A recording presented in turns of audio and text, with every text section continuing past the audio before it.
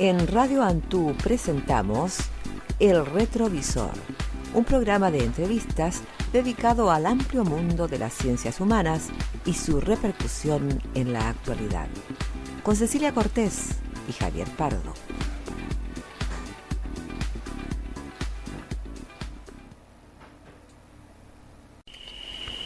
Bueno, estamos en la segunda sesión del taller de marxismo crítico, el que corresponde al día 31 de enero de 2017. Estamos con José Luis Pérez, que es académico de la Universidad Católica de Valparaíso, y quien les habla, Javier Pardo, director de la Radio Antú. Así que vamos a empezar el taller. José Luis va a presentar el texto, que es básicamente la segunda parte del primer capítulo de los manuscritos filosóficos económicos, que corresponden a el tema de renta de la tierra y trabajo en ajeno. José Luis. Muchas gracias.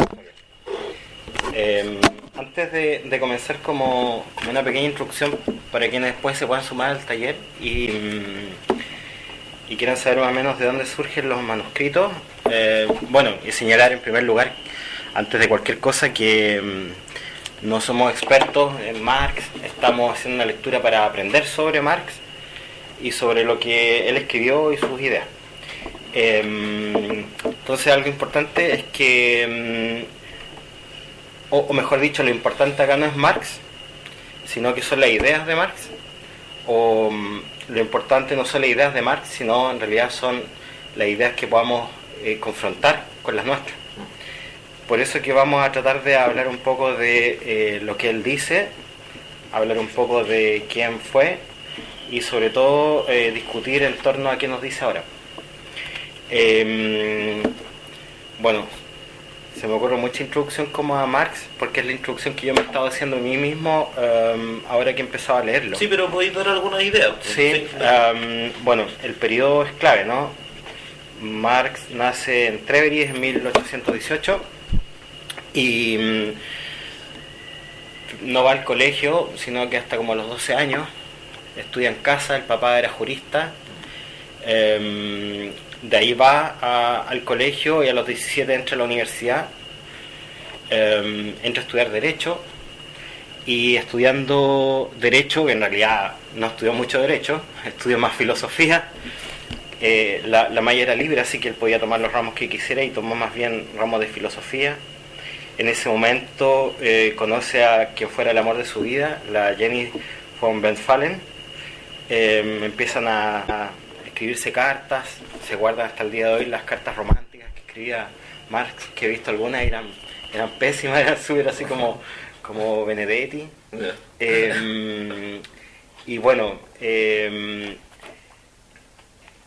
Jenny era 4 años mayor que él, era algo como interesante para la época. Era además de familia noble, era von, y Marx era un judío, así que había como cierta brecha, pero de todas formas sí, pero igual hay como harta, he revisado como distintas versiones. Algunos señalan que había un abismo y otros que no tanto, porque era una nobleza media empobrecida la de Jenny, y la de Karl era una clase media alta en realidad. Entonces estaban más o menos equiparados, pero obviamente que ella era noble y él no. Claro. Así que, pero de todas formas, él dedicó su tesis doctoral al padre de Jenny, así que había una relación con la familia, no es que fuera así como no era una relación compleja. Claro. Él, estudia en Bonn, luego al año, después de muchas juergas y mucho alcohol, vida universitaria extrema, claro, se va a Berlín. Ahí el papá fascinado, porque sabía que Berlín había estado Feuerbach, era mucho más disciplinado todo, y ahí se encuentra con el legado del maestro Hegel, que había muerto 4 años antes, y están todos los nuevos, los jóvenes hegelianos. Él se mete rápidamente en el club de los hegelianos.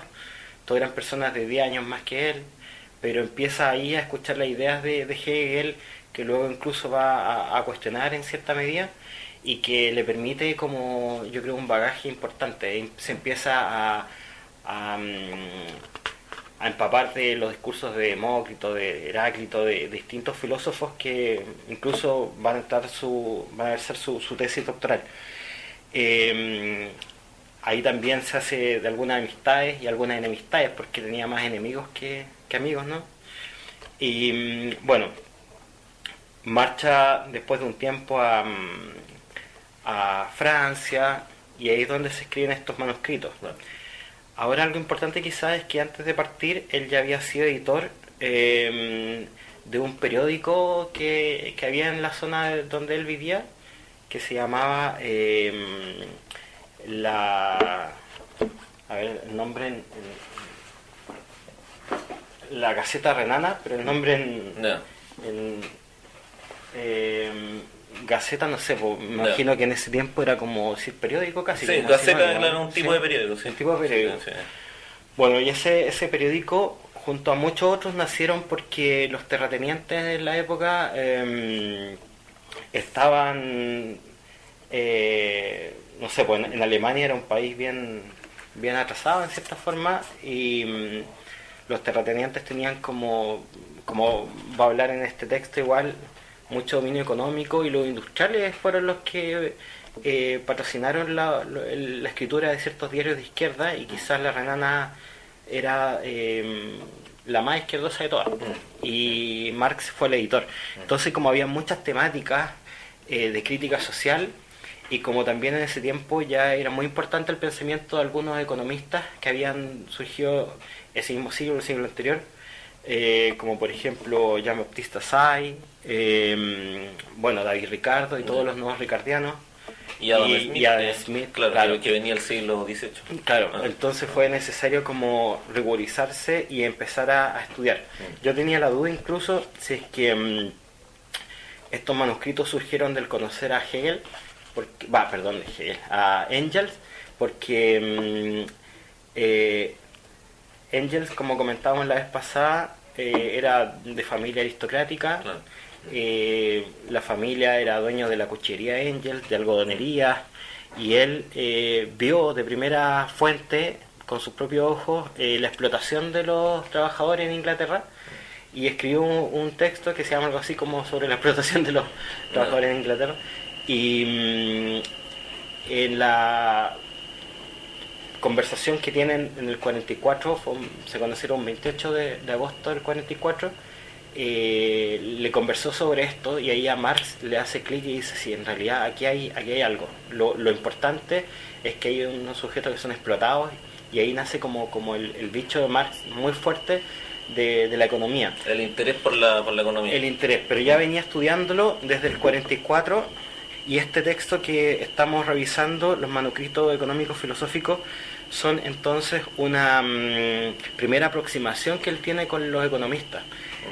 No sabía él mucho de economía, o sea, hasta el 43 él no había leído absolutamente nada de economía, sabía mucho de filosofía, pero esta necesidad de aprender lo lleva a revisar las obras con mucha detención, y lo que tenemos ahora en nuestras manos, los manuscritos, son en realidad como revisiones o notas que él va haciendo de la lectura de esos autores. Eso es importante dejarlo claro, son como notas en realidad. De hecho tienen muchas citas, el texto son casi puras citas, con algunas notas de él, digamos. Claro, 3/4 partes del texto son citas, y está orientado en 3 manuscritos que él los fue escribiendo al unísono, y el prólogo que lo escribió al final, aunque aquí después lo colocan al principio, da cuenta de que esto él pensaba podía ser en el futuro un libro, pero era su revisión personal, y él nunca lo editó. Esto recién se editó, se redescubrió en 1932. O sea, este era un texto que no era importante para él, sino como de estudio. Nunca fue pensado como un libro. Claro, y en la década de los 30 fue bien recogido por la Escuela de Frankfurt, ahí fue como tomado por algunos autores, o sea, fue sujeto de estudio en esa década cuando se descubrió, así como recién se le empezó a tomar la importancia. Claro. Aunque si se puede señalar que es como una base previa al Capital, digamos. Exacto, o sea, creo que hemos tenido la misma impresión con Javier de ir leyendo esto y encontrar que es como el Capital, así como que... Hay muchas ideas, claro, como no sé, pues como bien primitivas de lo que va a desarrollar después en el Capital. Claro, algunos autores señalan de que aquí están todas las ideas, pero no estaba la de fondo, que es decir que el capitalismo tiene una dinámica, o sea, en realidad lo que no hace en este texto es fundamentar contra el capitalismo, pero da la base.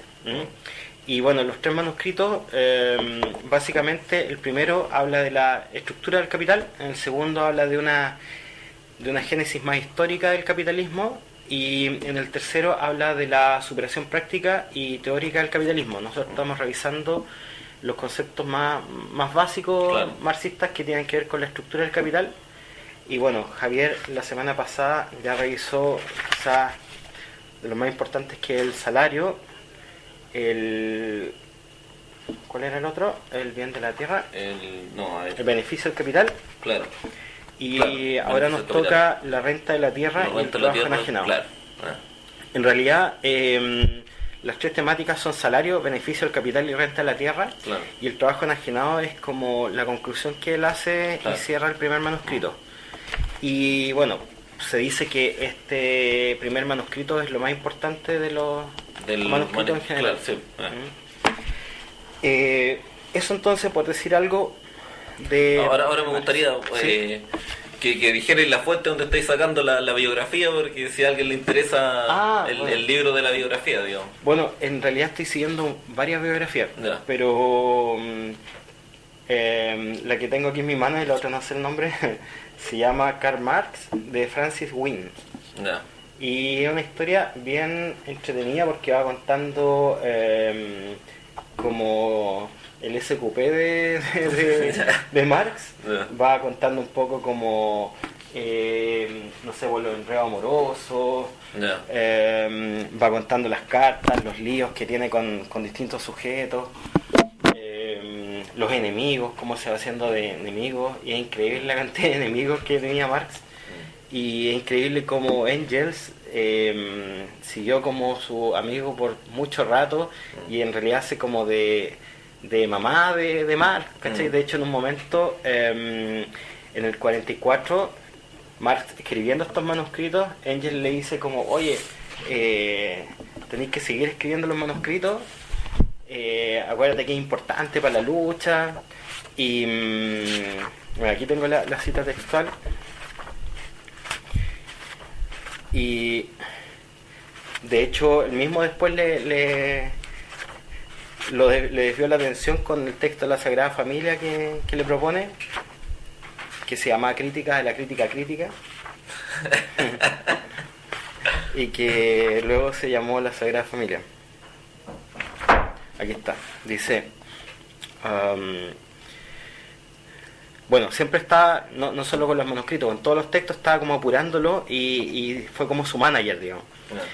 Y dice, preocúpate de ese material que ha recogido, sea pronto difundido a todo el mundo. Ha llegado la hora, en verdad. Y luego dice, ha de hacer todo lo posible a acabar su libro político-económico, aunque haya muchas cosas en él con las que no esté satisfecho. No importa demasiado, las mentes están maduras y hemos de golpear con el hierro, aún que está en rojo.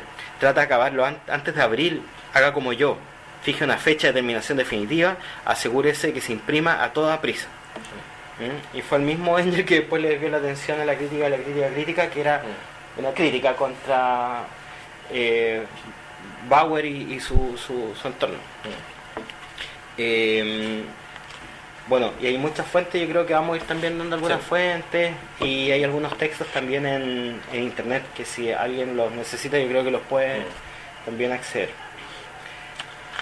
Ya, pasamos al texto. Lo que voy a ir haciendo es ir leyendo algunos trozos, o sea, como la intención es hablar de las ideas de Marx, de lo que escribe, de sus ideas, e ir confrontando. Por eso quería decir un poco sobre Marx, ahora decir algunas cosas sobre lo que él escribe y las ideas que hay detrás. El apartado de renta de la tierra parte con una frase, al tiro, así parte una frase que es de Jean-Baptiste Say, y dice, el derecho de los terratenientes tiene su origen en el robo. Claro. Sí. Al tiro parte así, nada de cosas. Y bueno, eso tiene que ver con lo que hablamos también la semana pasada, de que hay una máxima que se le adjudica a anarquistas, pero en realidad es de San Jerónimo, del siglo IV, que dice, todo ladrón, o sea, todo rico es ladrón, hijo de ladrón o nieto de ladrón. Claro. No, y que un poquito una cuestión más larga, y también lo comentamos la semana pasada, que tiene que ver con las teorías que hay sobre cómo se forma la propiedad privada, digamos, que es una cuestión que obviamente se arrastra a un periodo preesclavista, ¿no es cierto? Que hay una serie de teorías, pero claro, esto es una cuestión que viene como en realidad prácticamente desde que nace la historia, pues, entonces es una cuestión como un poquito más larga de comentar. Pero de hecho en el mismo texto Marx como que dice aboquémonos ahora, también por ahí me parece que hay una parte que más adelante, digamos, más allá de entrar en una polémica histórica que hasta incluso puede ser hasta antropológica, Claro. analicemos la situación actual, digamos, dejando un poquito más de lado esa discusión como para el terreno de los historiadores, los antropólogos, qué sé yo. Claro. Ah. Bueno, y además que esa discusión, al menos el de la renta a la tierra, quizá ahora no haga tanto eco en alguien que lo lee, pero en el momento de haber sido un temón, digamos. Claro, sí, pues no es lógico. No. Así que igual es interesante, sobre todo para ver desde dónde nace el pensamiento de Marx. Y bueno, aquí nos encontramos con una serie de citas, como decíamos, 3/4 partes de este texto son citas que él escribe y en cierta forma va comentando, criticando, principalmente de Adam Smith y de David Ricardo, que eran personas que él critica, pero en realidad también se nota que admira acá. Y ambos son sujetos bien brillantes, ¿saben? Que sean el enemigo, al menos de Smith.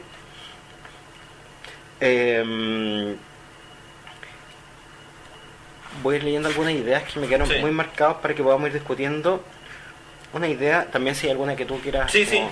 La renta de la tierra establecida mediante la lucha entre arrendatario y terrateniente. Eso sigue mucho la idea que ya habíamos discutido, que es como nace y parte este primer manuscrito, que es con la frase que es muy conocida: el salario está determinado por la lucha entre capitalista y obrero. Claro. Que es la conclusión que llega también al final, pero yo creo que eso lo vamos a dejar al final, claro, que es como la última parte, digamos, de ese subcapítulo, digamos. Claro, y en realidad todo este análisis que él hace de la renta a la tierra lo lleva a poder fundamentar el que el obrero y el campesino finalmente son la misma clase. Y están en la misma condición, digamos. Claro, y que habrían solo dos clases. Claro, sí. Bueno, eso yo creo que habría que revisarlo un poquito más. De hecho hay citas por ahí. Sí, hay un montón de citas. Una idea que va a fundamentar bastante lo que él señala es el de la ganancia del quien arrienda versus la ganancia del que trabaja. Claro, se mete harto en ese tema. Sí. Y aquí hay una cita que en parte de Smith, que dice: la tierra en casi todas las circunstancias produce mayor cantidad de alimentos de la necesaria para mantener el trabajo que se requiere para poner dichos alimentos en el mercado. El sobrante es siempre más de lo que sería necesario para reponer el capital que emplea este trabajo, además de sus beneficios, de tal suerte que da siempre algo en concepto de renta para el propietario. Esa es palabra de Smith. Va comentando muchas ideas de Adam Smith, y luego él va haciendo ciertos comentarios. Por ejemplo, acá uno dice: después de haber aumentado el precio real, no requiere para su obtención mayor trabajo que antes. Está hablando entonces de quien ha arrendado y con eso produce cierto capital. Tampoco será necesario un mayor trabajo para reponer el capital empleado. Por consiguiente, con relación al producto total, ha de ser ahora mucho mayor que antes, la proporción que le corresponderá al dueño de la tierra. En otras palabras, está aquí ya dándose cuenta de que el terrateniente, el dueño de la tierra, va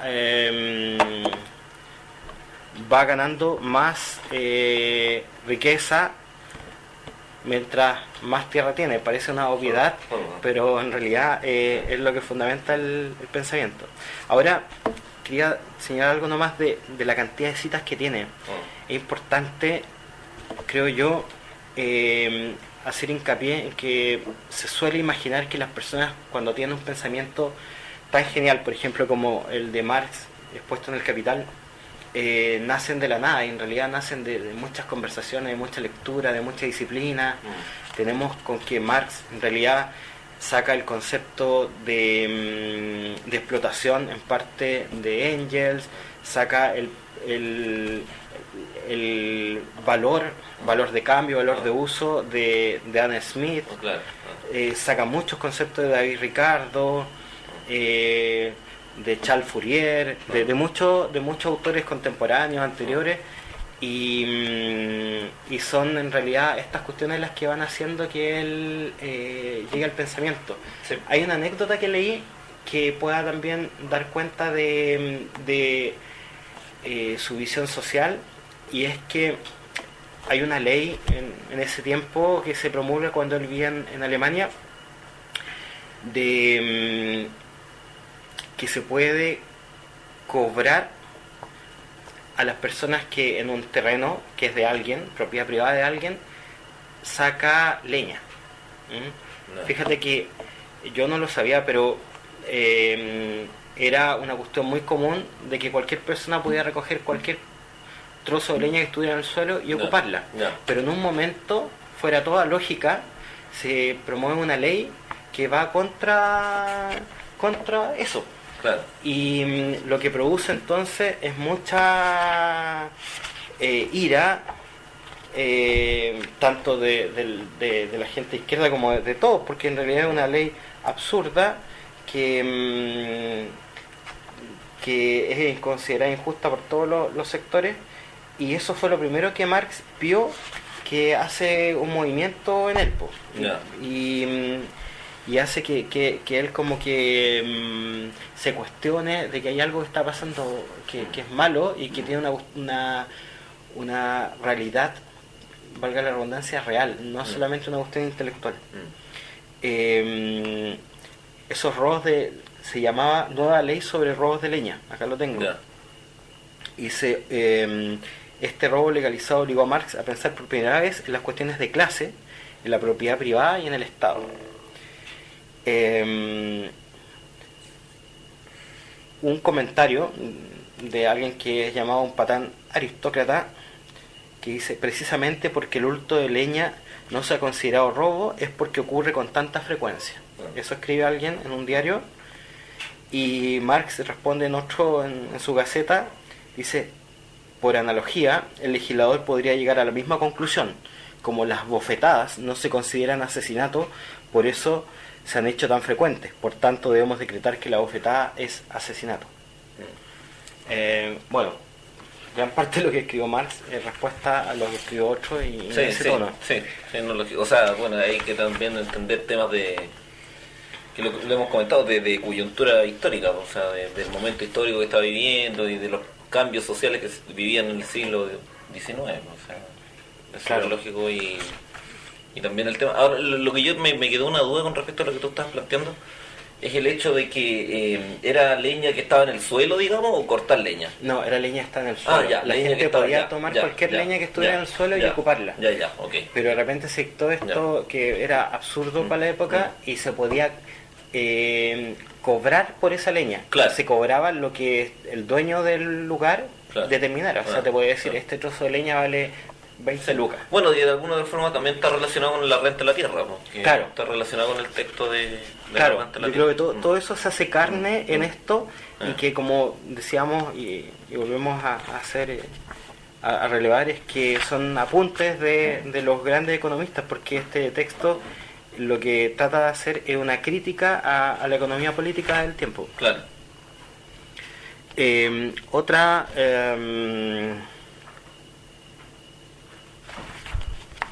Otra cita, para no despegarnos de Marx, dice, y cita nuevamente a Adam Smith, dice: todos cuantos adelantos se registran en la fuerza productiva del trabajo, que tienden directamente a reducir el precio real de la manufactura, tienden a elevar de modo indirecto la renta real de la tierra. Esta idea, o sea, todo lo que se gaste para poder... o sea, lo que se ahorra en la producción, yo creo que... Claro. Lo que se ahorra en la producción desde de la manufactura, como que eleva el fondo el precio de la materia prima. Una cosa, Claro, es lo que después Marx va a llamar plusvalía relativa. O sea, una empresa, mientras más tecnología tiene, menos manufactura necesita y se encarece la empresa. Claro. Claro. Y aquí ya está eso. O sea, por eso es interesante. Muchas de las ideas de Marx son previas a él. Y algunos autores dicen, si tuviéramos que recoger una idea que es netamente de Marx, sería el que la única forma de terminar con la explotación es con una dictadura del proletariado. Oye, lo otro que te quería apuntar, porque me parece que ya avanzaste algo en el texto y había hecho algunas anotaciones aquí. Vale. Tiene que ver con unas ideas que las da al principio prácticamente el texto. Que voy a citar una parte... Y dice, podría imaginarse que la renta de la tierra no es otra cosa sino el beneficio del capital que el propietario empleó en mejorar el suelo. Porque ahí viene el tema, o sea, en el fondo como que el propietario dice, bueno, yo le metí plata a esto, digamos, le metí dinero, entonces por eso tengo que sacar más beneficio. Hay casos, y bueno, ahí sigo citando, hay casos en que la renta de la tierra puede en parte ser esto, pero el propietario exige, primero, una renta aún por la tierra que no ha experimentado mejoras. Claro. Lo que puede considerarse como interés o beneficio de los costos de mejora es por lo general solo una adición a esta renta originaria. Es decir, él ya cobra renta por el solo hecho de ser dueño. Más allá de que le ponga o no le ponga capital como para que dé más, qué sé yo, sea más fértil, qué sé yo, etcétera. Claro. Segundo, por otra parte, estas mejoras no siempre se hacen con el capital del dueño, sino que en ocasiones proceden del capital del colono. Pese a lo cual, cuando se trata de renovar el arrendamiento, el propietario pide ordinariamente un aumento de la renta, como si todas estas mejoras se hubieran hecho por su cuenta. Tercero, a veces también exige una renta por terrenos que no son susceptibles de mejorar con la mano del hombre. O sea, cobra por todo. Y es como lo más patudo del mundo. Es como en el fondo cuando tú arrendas una casa, es súper simple la ecuación, digamos. Cuando tú arrendas una casa, tú arreglas las cosas y te cobran más por el arreglo, y eso que el dueño en el fondo no arregló nada, digamos. Hay una serie de cosas también que yo creo que se van desprendiendo del texto de cómo el modelo de capitalismo empieza también a cambiar el modelo feudal, porque de hecho más adelante lo habla, no sé si... Bueno, después lo comentamos quizás cuando vengan esas partes, donde de alguna u otra forma hace una diferencia entre el modelo feudal y el nuevo modelo capitalista de explotación de la tierra, porque ahí también hay un cambio de época bien significativo, porque el feudalismo ya en esta época claramente está en bajada y está desapareciendo. Claro, pero bueno, ahí tú te manejas mucho más, pero me parece que Alemania todavía sigue un modelo, porque la misma Rusia hasta 1900 era así. Sí, no, seguía un modelo feudal. No, pero en Alemania se estaban produciendo cambios, digamos. Bueno, y lo hemos comentado, o sea, Alemania del norte, que es la zona más industrial, tiene un sistema económico totalmente diferente a la Alemania del sur, que era mucho más campesina. De hecho, ahí hay diferencias culturales bien profundas. La Alemania del sur es católica, la Alemania del norte es protestante, tiene una visión más moderna. De hecho, lo comentamos la semana pasada, que bueno, hay un libro de Max Weber que es fundamental, que te habla de cómo en el fondo el protestantismo también surge en base al capitalismo, etcétera. Y bueno, tiene que ver con eso. O sea, Alemania es una sociedad que está en cambio, igual que Inglaterra, que Francia, que los países más industrializados, que están como cambiando de alguna otra forma esta forma el feudalismo está en bajada en esos países. Claro. En los países más atrasados no, pues, lógicamente si habláis de Rusia o de América Latina, estaban en otro momento histórico. De hecho, aquí el modelo del latifundio se viene a abolir con Allende, o sea, no más de 40 años no hace nada. Sí. Dentro de lo mismo que tú lees, luego él señala que la renta de la tierra puede considerarse como un producto de la fuerza natural, claro, cuyo aprovechamiento arrienda el propietario al arrendatario. Claro. Y señala que según el volumen de la fertilidad natural o artificial de la tierra, o sea, una tierra va a ser mejor que otra, y no sé dónde estará la idea, así que la menciono, que también si una tierra es considerada una tierra fértil, una tierra buena, va a marcar un poco también el valor de la tierra. Claro. Y esa tierra, la mejor de todas, va a marcar el techo para lo que se puede cobrar, Claro. y a lo que todos van a atender también. Claro. Por eso es que lo vemos incluso en la actualidad, cuando un arriendo más o menos empieza a subir, todos los arriendos rápidamente se pasan como la ola Claro. y empiezan en un Claro. sector, por ejemplo, Claro. a tener más o menos el mismo valor.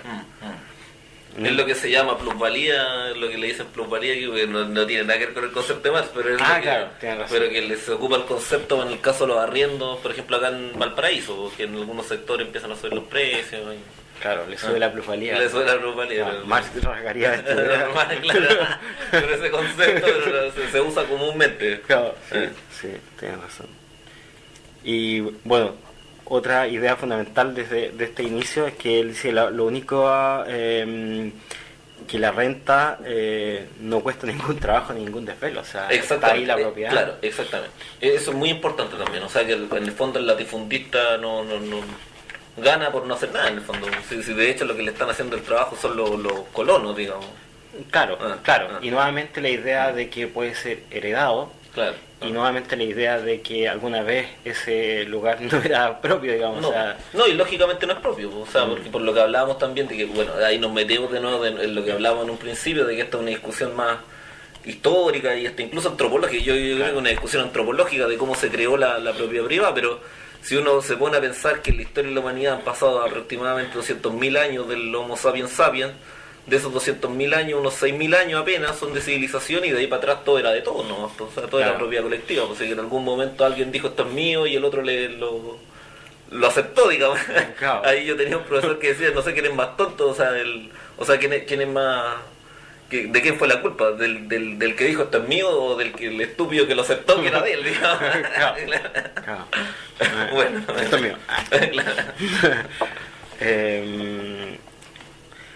Otra idea que me parece importante es que toda mejoría en el estado de la sociedad tiende, de una manera directa o indirecta, a elevar la renta de la tierra, a incrementar la riqueza real del propietario, o lo que es lo mismo, su capacidad para comprar el trabajo de otra persona o el producto de su esfuerzo. Aquí ya está metiéndose con el tema y relacionándolo con el trabajo. Lo que va a ser fundamental en trabajo enajenado luego.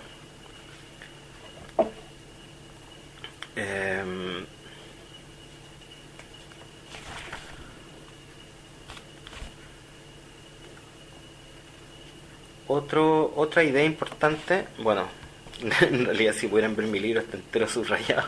Claro. Así que estoy tratando como de ver alguna idea que me parezca importante. Pero también es o como lo leí yo, como la aparición de ciertos conceptos que él luego va a ser fundantes para su teoría. Por ejemplo, aquí hay algo, dice: puesto que la baja real del precio de los productos manufacturados eleva las rentas, el terrateniente tiene un interés directo en la reducción del salario de los obreros. Eso es lo que luego el capital va a llamar plusvalía absoluta. O sea, el tema de la probabilidad absoluta como aquella posibilidad de que el burgués gane más dinero, y eso solo se puede conseguir de dos formas: alargando la jornada laboral o pagándole menos a los trabajadores. Y eso ya empieza a verse acá. Obviamente estamos pensando en que muchos de los trabajadores en este tiempo recibían lo mínimo, la subsistencia. Sí, claro, que claro. él va a llamar que después lo analiza muy bien en el trabajo enajenado. Yo creo que ahí se mete muy bien en ese tema y tira un montón. Es una artillería pesada la que tira ahí en trabajo enajenado. Respecto al trabajo enajenado, fíjate, encontré este viejo libro que me regaló mi hermana cuando yo estaba en el colegio. Y fue el primer texto que leí de Marx, y lo tengo subrayado con muchos comentarios infantiles, y era el trabajo enajenado. Justamente era. Sí, así que lo volví a leer con mucho cariño y no he mirado bien las anotaciones, pero me parece que no es muy distinto a lo que subrayo hoy. Bueno, pero sigamos terminemos con la tierra. Terminemos con la tierra. Aquí hay otra cuestión que me parece súper importante. Se desprende que las rentas han de descender cada vez más. de forma que por último solo los más ricos puedan vivir de ellas. Por consiguiente, competencia cada vez mayor entre los terratenientes que no arriendan sus tierras, ruina de una parte de ellos, reiterada acumulación del gran latifundio. O sea, algunos van a empezar a acumular tierra. Claro, claro. Y eso va a hacer que para muchos, los pequeños latifundistas, no les va a ser tan rentable Claro. tener esa tierra. Claro, sí, es que ahí hay un tema que yo insisto, después se mete a hablar del feudalismo, pero eso o sea, tiene netamente que ver con el cambio de modo de producción que también hay en el campo. ¿En qué sentido? En el sentido de que antes, en el feudalismo, él lo habla más adelante, está en el texto, digamos, que el feudalismo era una especie de pequeño estado. O sea, cada feudo era un pequeño estado. De hecho, él dice que se mete harto y lo menciona, es una cuestión que, o sea, por los historiadores conocida, digamos, el hecho de que son como pequeños estados. Pues el señor feudal no solamente es el dueño de la tierra y el que gana dinero, digamos, sino también es el que da la jurisdicción, o sea, se mete en lo jurídico, regula lo político, o sea, es prácticamente un pequeño estado. Pero con el tema, cuando se mete el capitalismo y el modo de producción de alguna otra forma cambia de feudal a un modelo más comercial, pasa lo que se señala ahí, pues, o sea, que en el fondo, como se pueden empezar a comprar y vender tierras y ya la protección del señor feudal no está, entre comillas, esa institución ha desaparecido, ahí se empiezan a producir monopolios, porque al final esto pasa a ser mercancía prácticamente la tierra y se puede comerciar, digamos. O sea, Claro. hay un cambio bien importante. Sí. Y en esa misma sintonía, lo dice Marx, dice, esta competencia entre los pequeños y los grandes latifundistas, como consecuencia que una gran parte de la propiedad territorial cae en manos de los capitalistas. Claro, ¿Mm? claro. Estos se convierten así, al mismo tiempo, en terratenientes, pero un poquito más adelante dice, la consecuencia última es, pues, la disolución de la diferencia entre capitalista y terrateniente, de manera tal que en conjunto no hay en lo sucesivo más que dos clases de población, la clase obrera y la clase capitalista. Que eso en el fondo es la idea, yo creo, fundamental Claro. de la renta de la tierra, o sea, Claro. esa fusión. De hecho, esa fusión también la menciona en el manifiesto comunista, también habla de eso. Claro. También habla de esa fusión, o sea que en el fondo ya esa diferencia entre terratenientes y burgueses ha desaparecido y se ha transformado en una sola clase, ¿no? Digamos. Claro, yo pensaba, fíjate Javier, que en el manifiesto comunista es la primera vez que hablaba de la lucha de clases, así como y de dos clases, y aquí ya está, sí, ya. Sí, no, sí está claro. Sí. Así que bueno, eso me parece que bueno, luego dice, ya en la propiedad territorial feudal está implícita la dominación de la tierra como un poder extraño sobre los hombres. Sí. Empieza ya a emerger Ahí el tema. donde, claro, empieza a hablar de feudalismo. Sí. Y mi edición tiene hojas adelante, hojas atrás, así que tengo que...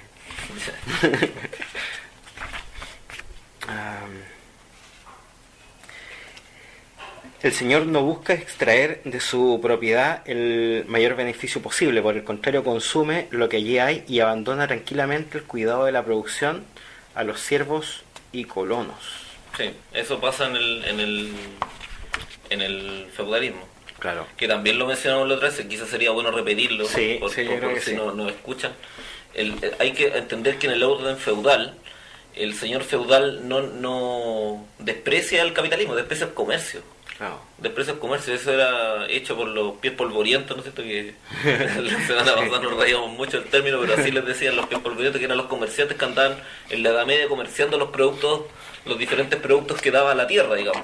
Pero el señor feudal, básicamente amparado en el poder que le daba la iglesia, él de lo que se preocupaba en el fondo era de la seguridad del feudo, porque era una época muy insegura, donde había muchas invasiones y había mucha guerra, y lo que se preocupaba básicamente era la seguridad. Y como lo decía anteriormente, era como un pequeño estado en función de que él también manejaba lo jurídico, es decir, impartía justicia, y también manejaba lo político, o sea, el gobierno. En el fondo era como un pequeño estado donde el señor feudal tenía el poder total, digamos. Pero eso con el capitalismo cambia, porque de alguna otra forma la burguesía es la que pasa a tener el control político y las relaciones políticas se van cambiando. Y sobre todo con el establecimiento de los estados nacionales, de ahí definitivamente el modelo feudal se empieza a desdibujar, digamos, porque ya el poder ya no está en el señor feudal, sino está en el Estado, digamos, y el Estado es una cuestión mucho más grande que un pequeño condado. Entonces hay un cambio de modelo que de alguna otra forma afecta a esto, y que también lo señala Marx. También critica como el romanticismo que hay con el modelo feudal. No sé si te fijaste en esa cosa, como que critica a estos románticos que dicen, Sí. bueno, el feudalismo era tan bueno porque, qué sé yo. Pero también dice que también obviamente es un modelo de explotación, donde el Servio La Calera también estaba trabajando para el señor y el señor se llevaba la renta, aunque no le importara tanto la renta. A él le importaba más que nada el tema de la posición política y hay otros intereses, digamos. Sí, yo creo que el hachazo final, porque Marx va dando puros hachazos, lo da con este apartado. Dice: con esto, en lugar del el aforismo medieval, no hay tierra sin señor, aparece otro refrán: el dinero no tiene señor, en el que se expresa la dominación total de la materia muerta sobre los hombres. Claro. Yo creo que ese es como Claro, y ahí está el cambio. O sea, en esos aforismos muchas veces la cultura popular también tiene mucho sentido y dice muchas verdades y ahí está el tema. O sea, ahí se ve el cambio, digamos, el cambio de que ya el señor no es lo que le importa y lo que importa es el sistema capitalista, digamos. O sea, en base a eso se está ordenando el mundo, pues ya no en base a un modelo feudal. Sí. Bueno, y como esta lectura, la idea es también plantear dudas y poder conversar. Hay una parte que me pareció medio oscura, que dice: la primera superación del monopolio es siempre su generalización, la ampliación de su existencia. No sé si... Ya, sí, viste como esa dime qué parte. página es. Al principio. No, es que está... mi edición está como desordenada. Ah, ya. Está casi al final casi al final, la última hoja. Déjame ver.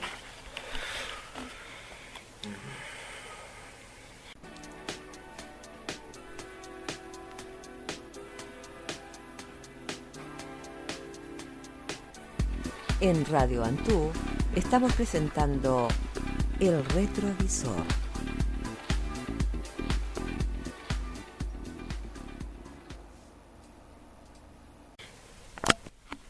Volvimos de la pausa y seguimos con la cita. Con la cita, ya citas terribles de Marx. Dice: el latifundio, como veremos en Inglaterra, ha perdido ya su carácter feudal y tomado carácter industrial, cuando quiere hacer tanto dinero como sea posible. O sea, aquí hay una conexión entre el latifundista y el capitalista. Claro.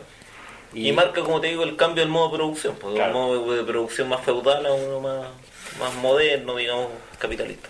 Claro, y sigue diciendo: los trabajadores del campo están así ya reducidos al mínimo, y la clase de los arrendatarios representa ya dentro de la propiedad territorial el poder de la industria y del capital. Y termina señalando, o sea, como la idea que para mí es fundamental, dice: el salario reducido al mínimo debe ser aún más reducido para resistir la nueva competencia, es decir, de los grandes y pequeños Sí. latifundistas. Esto conduce entonces necesariamente a la revolución. Claro, ahí con eso más o menos está terminando. Claro. Y luego viene el trabajo enajenado. Que esta parte me parece que es más interesante todavía. Esta parte yo diría que es la más interesante y me gustaría volver a la idea de Marx antes de meterme, Sí. pero voy a iniciar con el primer párrafo, Ya. que es notable y que da cuenta de lo que hemos conversado durante todo este Sí. tiempo. Dice: hemos partido de los presupuestos, así empieza el trabajo enajenado, hemos partido de los presupuestos de la economía política. Hemos aceptado su terminología y sus leyes. Damos por supuesta la propiedad privada, la separación del trabajo, capital y tierra, y la de salario, beneficio del capital y renta de la tierra. Admitimos la división del trabajo, la competencia, el concepto de valor de cambio, etc. Con la misma economía política, con sus mismas palabras, hemos demostrado que el trabajador queda rebajado a mercancía, a la más miserable de todas las mercancías, que la miseria del trabajador aumenta con la fuerza y volumen de la producción. Desaparece la diferencia entre capitalista y terrateniente, entre trabajador agrícola y trabajador industrial, y toda la sociedad se dividirá en dos clases: los propietarios y obreros desposeídos. Claro. No, que es una cita fundamental. Claro. Y que tiende a resumir, como tú decías, lo anterior, digamos, los tres subcapítulos anteriores, las tres notas anteriores. Claro, y aquí es interesante porque aquí ya vienen ideas que son centrales en Marx, y dice: ya, he revisado todo lo que han escrito estos sujetos, los más importantes, y ahora es lo que yo quiero decir, porque Claro. esto en realidad tiene este trasfondo. Es como su análisis en el fondo. Claro, es parte de su análisis. Ahora, lo que yo no he logrado entender bien, me falta más lectura, es que trabajo enajenado para mí era como algo central. Lo trata el Capital también, pero parece que el mayor análisis está acá. Y es algo que él después no le pone tanto hincapié según algunos marxólogos, como que señalan de que es una idea que él después como que deja botar un poco, que no es la fundamental, pero a mí con la poca lectura que tengo aún de Marx me parece la idea más fundamental. Sí, no, de hecho mucho hay, como yo te comentaba, y hay un libro de Eric Fromm también que está dedicado netamente prácticamente al tema de la enajenación, y ahí hay autores que también se dedican un poquito más a investigar el tema de esto, digamos, de este subcapítulo que es la enajenación. Claro. Porque claro, como tú dices, en el Capital más adelante como que no lo toma mucho. Claro. Pero hablemos un poquito. Bien, quería decir algo de la enajenación, y esto quería apoyarlo en otro autor que es chileno, y hoy por hoy también es bien conocido, que se llama Carlos Pérez Soto. Sí. Y él hace un apartado en su libro que se llama Para una crítica al poder burocrático. Hace una teoría sobre la enajenación y explica con pera y manzana, para que cualquiera lo podamos entender, qué es la enajenación. Porque la enajenación, el estar enajenado es como estar como loco. Sí, o sea, sí. De hecho, antes los psiquiatras se llamaban enajenadores, desenajenantes. Claro, eran como el... Entonces, cuando hablamos de que alguien está enajenado, es que está loco. Y encuentro súper interesante que Carlos Pérez plantea de que hay distintos grados, bueno, lo plantea Marx en realidad, y lo explica él, que hay distintos grados de enajenación. Lo que va a hablar Marx acá de la cosificación, de la objetivación primero, la reificación, y ya luego con la alienación y la enajenación. No, y de hecho sería interesante quizás que pudieras hacer un acercamiento también desde un punto de vista psicológico también con respecto a eso. O sea, claro. Yo creo que el punto central está acá en que el poder acceder a lo que podríamos denominar como verdad va a tener tres negaciones, tres imposibilidades. La primera negación es el error, la segunda es la mentira y la tercera es la enajenación. O sea, si yo te digo, este programa va a ser escuchado en todo Chile, tú me podrías decir, no, es en realidad estás equivocado, porque este programa no va a ser escuchado en todo Chile, va a ser escuchado por algunas personas. Entonces tú rápidamente me podrías sacar de mi error y enrostrar la verdad. Yo podría acceder a la verdad entonces a través de tu señalamiento. Cuando estamos ante una mentira es más complejo porque hay una voluntad de por medio. Entonces si yo te digo, mira, yo me voy a asegurar de que este programa va a ser escuchado en todo el mundo, porque puede ser una conexión con unas organizaciones de izquierda y lo van a pasar y hasta Trump va a poder escuchar este programa. Entonces yo podría quebrarme y decir a todo el mundo que Trump me va a escuchar, pero eso es mentira. Ahí cuesta más entonces llegar a la verdad, porque tú me deberías decir, no lo va a escuchar Trump, y tendría que quizás como incluso pescar y zambolotearme un poco para poder que yo salga de la mentira. Pero ante la enajenación es más complejo, porque hay una verdad que está ahí y una verdad que en realidad de la que no se puede salir si no es con una experiencia profunda. La lucha de clases es una enajenación porque hay una verdad contra otra verdad. O sea, si viene acá Piñera y nos da una cátedra de economía, él nos va a dar cuenta de su verdad y quizás puede hasta que nos convence en algunos puntos, pero es su verdad. Entonces para yo poder romper con esa verdad tendría que enrostrarle mi verdad. No, eso lo estudia muy bien Gramsci a través del concepto de hegemonía, que nosotros después lo queremos analizar, pero de hecho dentro del mismo taller la idea es ir avanzando por autor, pero quizás después nos podríamos meter más en el tema de Gramsci, que yo creo que ahí es donde de alguna otra forma él habla, básicamente, yo lo voy a mencionar así como muy a grandes rasgos, que es el hecho de que se va creando como una especie de sentido común de derecha, ¿no es cierto?, que impone hegemónicamente, ¿no es cierto?, que impone su pensamiento sobre el resto de la sociedad y hace y el resto de los subalternos, que en este caso el subalterno tiene que ver con eso, tiene que ver con una persona que es de clases populares, que sin embargo cree la ideología de otro, que en el fondo que es la ideología obviamente de los dueños, de la burguesía, etcétera, y la hace suya, digamos, y eso podría ser vas al ejemplo, enajenación, o sea, en el fondo no es tu ideología, no es lo que tú vives, pero sin embargo yo me creo todo un sistema, una ideología, un constructo armado que viene de arriba y que me lo dan y yo me lo creo y lo hago propio. O sea, ahí está el punto, quizás en el hecho de hacer lo propio. Claro, no sé si, claro, y de que ha sido de cierta forma impuesto, sí, y que no nos podemos liberar de él a menos claro. que sea una liberación total. Claro. Es No, y complicado. eso es lo que más se destaca el pensamiento de Gramsci, que tomando esa división, ¿no es cierto?, que se hace, que es una división didáctica solamente entre superestructura e infraestructura en el trabajo de Marx, es la importancia que tiene para Gramsci lo superestructural, digamos, o sea, lo ideológico, lo cultural y no solamente lo económico. Que si bien lo económico te puede dar un marco, pero también hay temas ideológicos que de alguna u otra forma van marcando la sociedad. Y no podéis desconocer el peso de eso, por ejemplo, en base, por decirte algo, en la religión, que de alguna u otra forma ordena también la sociedad y ordena la idea, por dar solamente un ejemplo.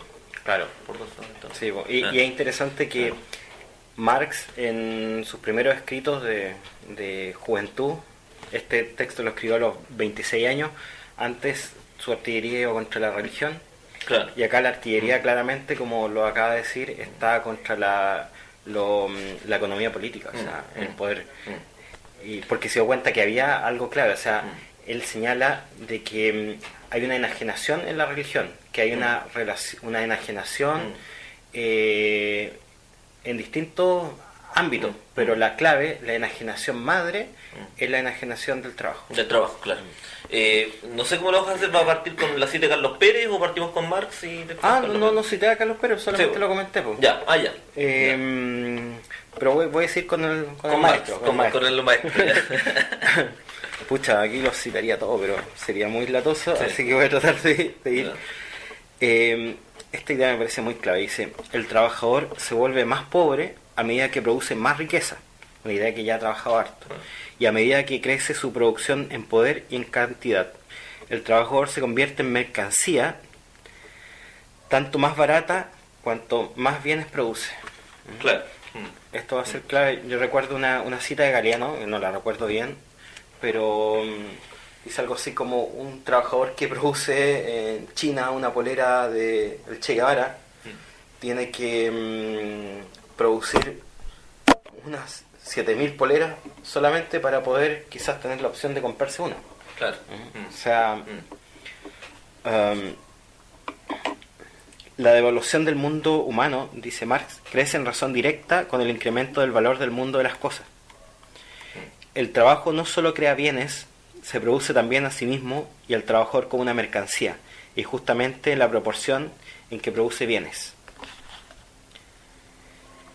La realización del trabajo aparece en la esfera de la economía política como una invalidación del trabajador, la objetivación como una pérdida y servidumbre al objeto, y la apropiación como extrañamiento, como enajenación.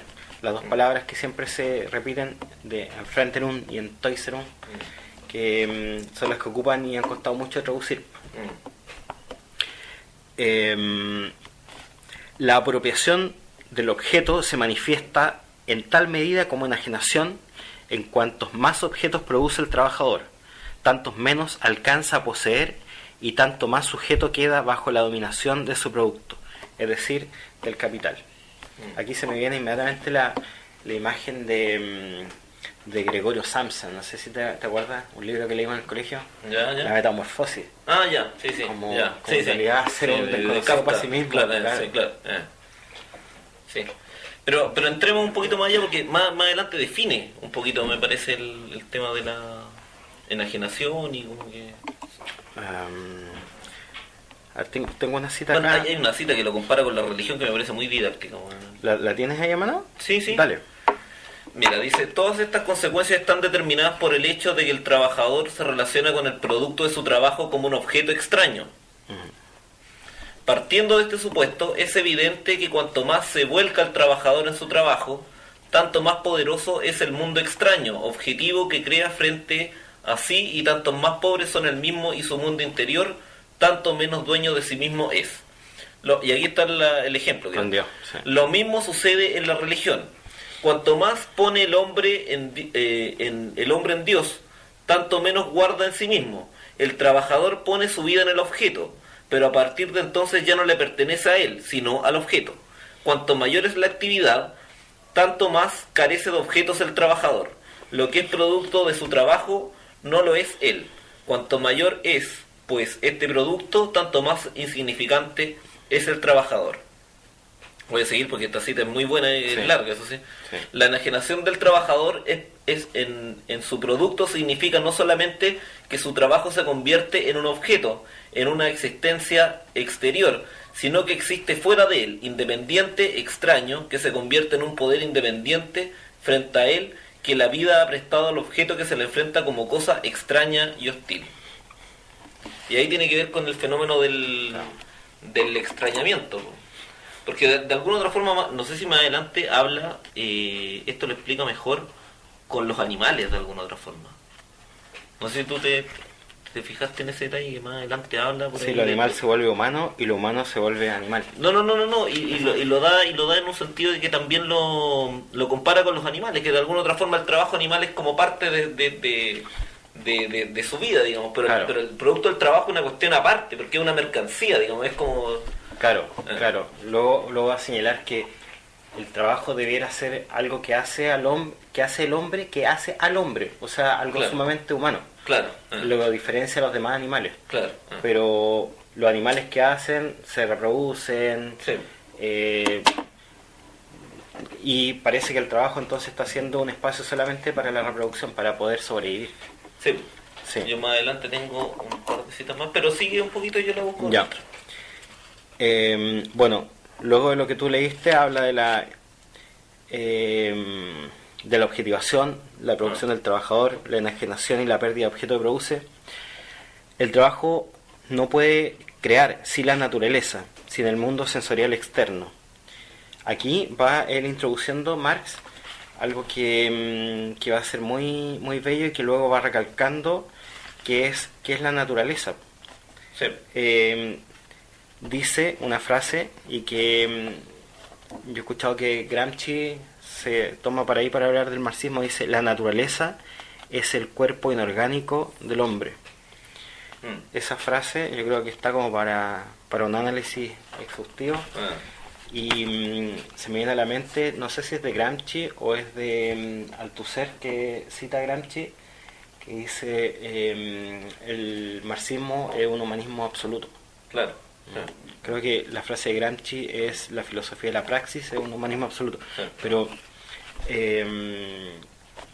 esta frase para mí, a mí lo personal me hace mucho sentido, porque creo que la comparto plenamente, que todo lo que existe, todo lo que hay en el mundo en realidad ha sido producido por el hombre. Lógicamente. Y ha sido producido no solamente lo material, sino que las ideas, y esa va a ser una idea súper fuerte en el texto de Marx, que lo social está producido por el hombre, y es la idea finalmente de materialismo. La idea de materialismo es que la práctica humana se materializa en el pensamiento de la sociedad. Claro. No, y lo que yo te comentaba, o sea, en el fondo lo que tú decís eso, o sea, la misma matriz de pensamiento marxista viene del humanismo. No, dale. Claro. Sí. O sea, de hecho de ahí surge, o sea, es parte del desarrollo del humanismo, Claro, entonces todo lo que hay, toda posible materia prima está al servicio del hombre. Todo lo que existe porque en cierta forma el hombre ha hecho que exista. Es un discurso súper radical. Y muchos autores más nuevos, como los de la teoría de la acción, como Vygotsky y otros, van a señalar que la importancia de la cultura, y yo creo que aquí ya está todo ese germen, Sí, o sea, el germen sí. de pensar que todo lo que existe es cultural, Claro. y todo está dentro de esta cultura, Sí, porque el lógico. hombre es lo que ha creado Sí, que es un pensamiento profundamente humanista. Oye, me gustaría leer una cita que a mí me parece como algo fundamental y que también es muy didáctica. A mí me encanta Ya. leer cosas que son didácticas para que todo el mundo entienda también muchas veces el pensamiento de Marx, sobre todo cuando dice cosas que son más simples, digamos, y que habla precisamente de la enajenación del trabajo y se pregunta ¿en qué consiste entonces la enajenación del trabajo? Hay una pregunta sí, es que, muy buena esa donde pregunta. ahí lo explica todo bien clarito, digamos, así que a prueba de todo el mundo, digamos, Sí. y está muy bien explicado. Dice, ¿en qué consiste entonces la enajenación del trabajo? Se pregunta Marx, y dice, primeramente en que el trabajo es externo al trabajador, es decir, no pertenece a su ser, en que su trabajo el trabajador no se afirma, sino que se niega, no se siente feliz, sino desgraciado, no desarrolla una libre energía física y espiritual, sino que mortifica su cuerpo y arruina su espíritu. Por eso el trabajador solo se siente en sí fuera del trabajo, y en el trabajo fuera de sí. Está en lo suyo cuando no trabaja, y cuando trabaja no está en lo suyo. El trabajo no es así, voluntario, sino forzado, trabajo forzado.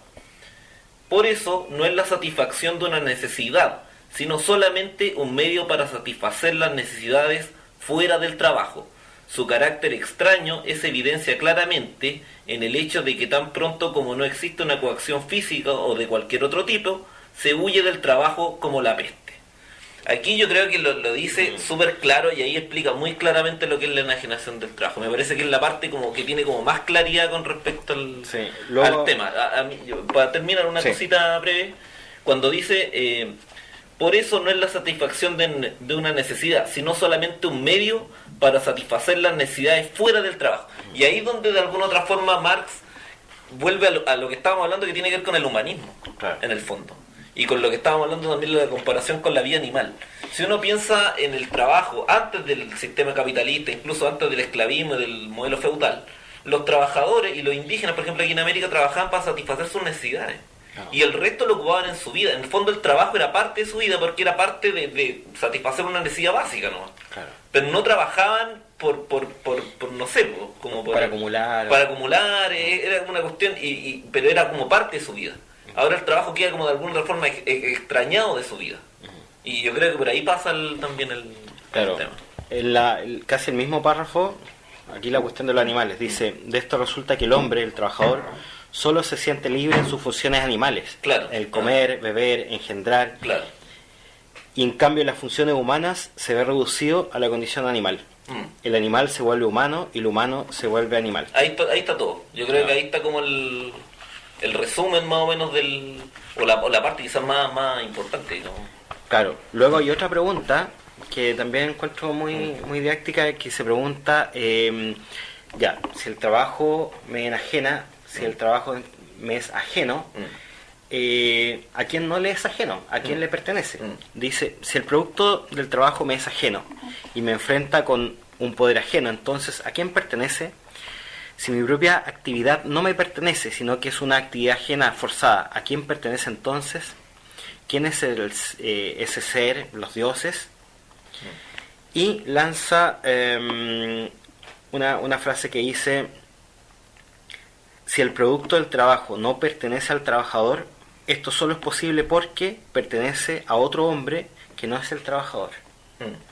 Ni los dioses ni la naturaleza, sino el hombre mismo puede ejercer este poder ajeno sobre los hombres. O sea, al capitalista. Claro, lógico. El medio a través del cual se produce la enajenación es en sí un medio práctico. No solo produce su relación con el objeto, también origina la relación con otros hombres, con su producción y con su producto, y además la relación entre el mismo y los otros hombres. Dice Marx, más adelante consideraré también desde el punto de vista del no trabajador. Bueno, me gustaría retroceder un poquito, Sí. volviendo al tema de lo animal, y que también hay una frase que también me parece muy importante, que dice, el animal es inmediatamente uno con su actividad vital, no se distingue de ella, es ella. El hombre hace de su actividad vital misma objeto de su voluntad y no de su conciencia. Tiene actividad vital consciente. No es una determinación con la que el hombre se funda inmediatamente. La actividad vital consciente distingue inmediatamente al hombre de la actividad vital misma. Justamente y solo por ello es un ser genérico. O dicho de otra forma, solo es ser consciente, es decir, solo es su propia vida objeto por él, porque es un ser genérico. Solo por ello su actividad es libre. Ahí tiene que ver, y ahí viene el otro tema, o la otra pata quizás importante, el tema de la enajenación, que de alguna otra forma es enajenado porque no es libre. Claro. O sea, no puede haber libertad mientras hay enajenación. Eso es lo que estoy diciendo en el fondo. Claro. ¿Cachai? O sea, visto de otra forma, porque si el hombre trabaja por, y ahí está el punto, si el hombre trabaja por voluntad, o tiene que trabajar por voluntad, y trabaja toda su vida no por voluntad, sino por una necesidad, no es libre. Porque el hombre, a diferencia del animal, sí tiene voluntad. Él si quiere no puede trabajar. El animal al final lo hace instintivamente. No se cuestiona el hecho de trabajar, entre comillas, que puede ser cazar, o que sé yo, comer, o cualquier cosa. Claro, y señala, agregando lo que tú dices, dice: la propiedad privada es, pues, el producto, el resultado necesario del trabajo enajenado. Claro.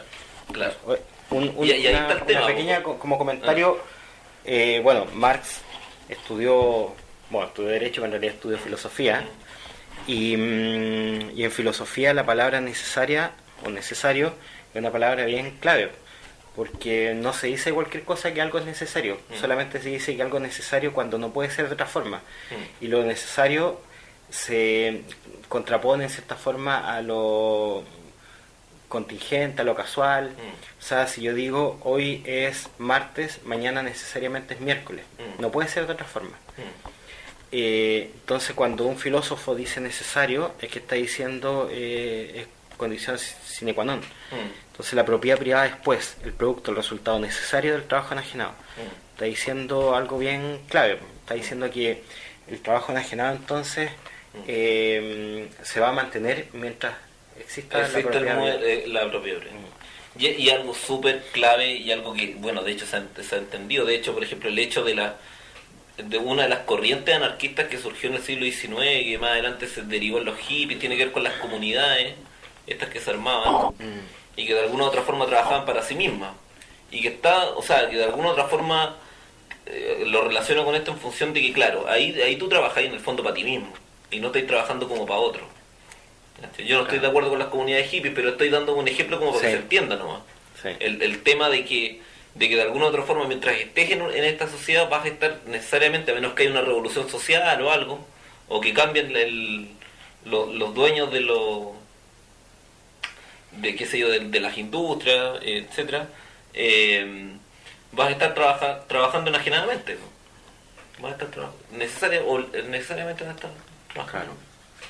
Y volviendo a los anarquistas, aquí hay una frase en que critica o menciona a Proudhon, que podríamos decir que es uno de los padres del anarquismo. Dice: un aumento forzado de los salarios, una idea que tenía Proudhon, no sería más que una mejor remuneración de los esclavos. Claro. Y no devolvería ni al trabajador ni a su trabajo su significado y su dignidad humana. Incluso la igualdad de salarios que pide Proudhon solo transformaría la relación del trabajador actual con su trabajo en una relación de todos los hombres con el trabajo. La sociedad sería comprendida entonces como capital abstracto. El salario es una consecuencia inmediata del trabajo enajenado, y el trabajo enajenado es causa inmediata de la propiedad privada. La emancipación de la sociedad de la propiedad privada se expone en forma política de la emancipación de los trabajadores. Aquí nuevamente entonces, aquí da como una clave, o sea, yo creo que ya está en la mente la idea que le ha conversado Engels de que finalmente la única posibilidad de salir de esto es que los trabajadores se emancipen. Claro.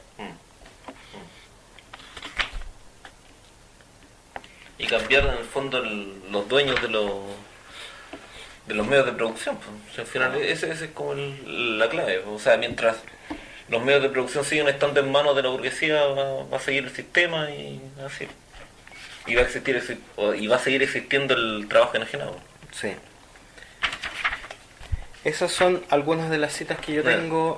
Ahora quizás podríamos, no sé, discutir algunas cuestiones. No, yo también estoy que está por ahí, Sí. digamos. Sí, yo tengo más citas, pero quizás leer la última, que es casi como termina. Sí. Dice: de pronto hay que observar primero que todo lo que aparece ante el trabajador como una actividad de enajenación aparece ante el no trabajador como una condición de enajenación. O sea, da cuenta, está ya anticipando lo que en el capital va a desarrollar, que tanto el capitalista, el burgués, como el proletario están enajenados, están en una relación dialéctica enajenada. Y bueno, termina diciendo: examinemos más detenidamente estas tres relaciones.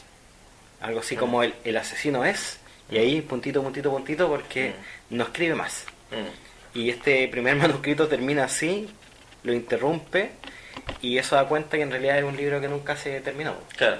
Que después va a estar un poco en la ideología alemana, y después va a estar también obviamente desarrollado en el Capital.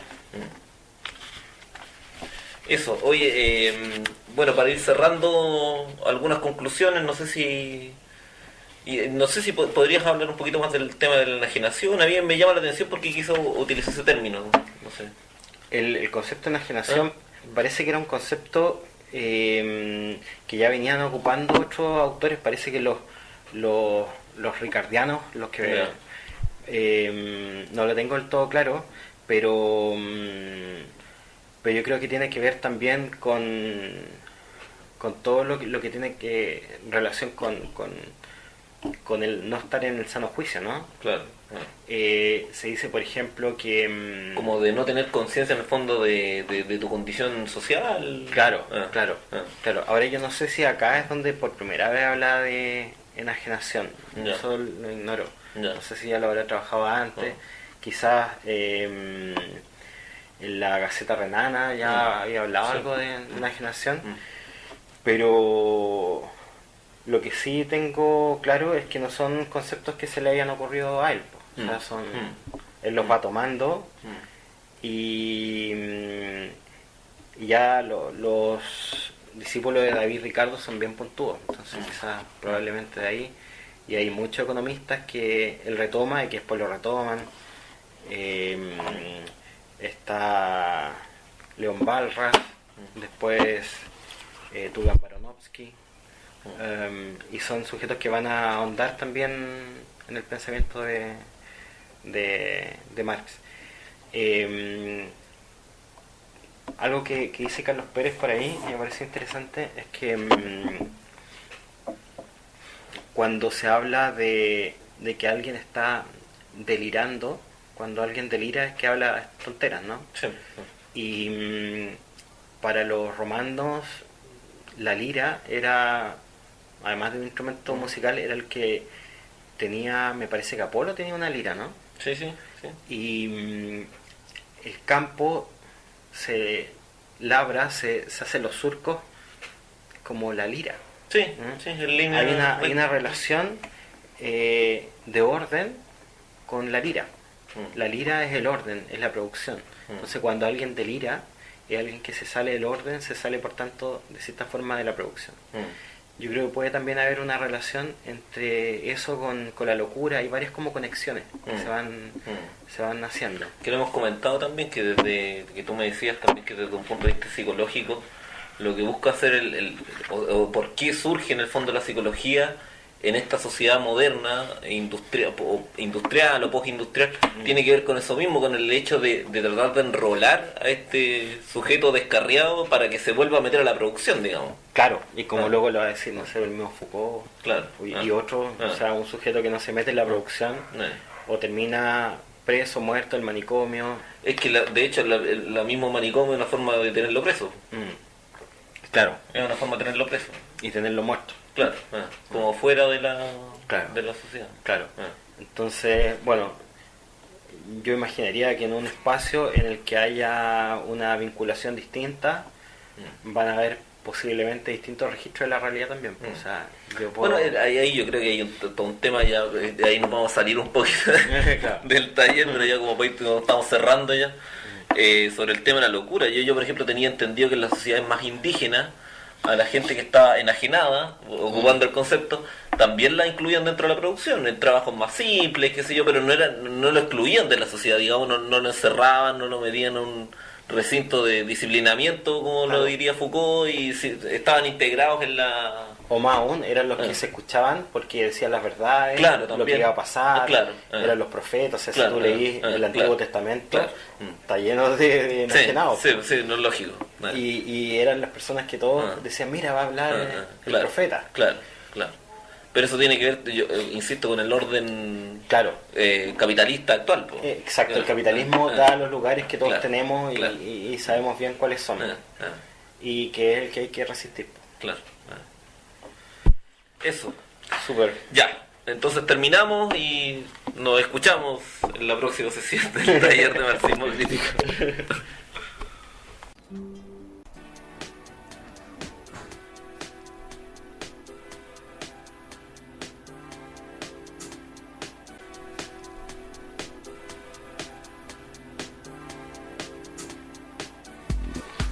En Radio Antú hemos presentado El Retrovisor, un programa de entrevistas dedicado al amplio mundo de las ciencias humanas y su repercusión en la actualidad. Conductores, Cecilia Cortés y Javier Pardo.